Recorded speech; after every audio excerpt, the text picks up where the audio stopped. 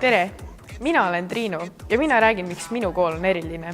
Lisaks õppetööle toimub meil väga palju erinevaid sündmusi, mis paistavad silma oma kõrge tehnilise taseme poolest. Üks oodatumaid sündmusi me koolis on detsembris toimuv võimlemispidu ja rammumehe võistlus, mida saab pidada ka õppeaasta kulminatsiooniks.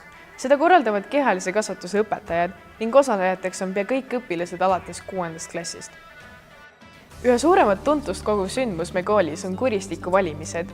Selle korraldajateks on ühiskonnaõpetuse õpetajad Mari-Liis ja Klemen. Abituriendid moodustavad erakonnad ning esitavad laval oma poliitilisi ideid. Publik saab seejärel anda hääle erakonnale, mida nad ise valiks. Igal aastal korraldab 11. klass abiturientidele lõpukella mõne tuntud telesaate formaadis, näiteks Roosile sõda või Suure tähe väike täht.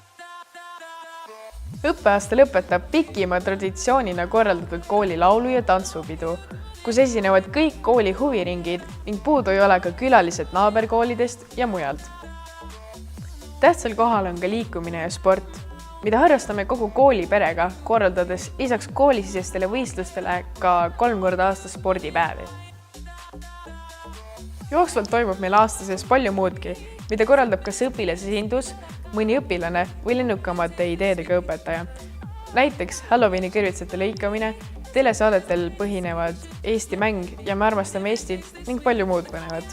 Sel aastal valmis ka suurprojektina õpilaste oma loodud kontsertlavastus Queenluse ehk kuulsuse ahelad, mida esitab meie noortekoor juba mai lõpus Alexela kontserdimajas.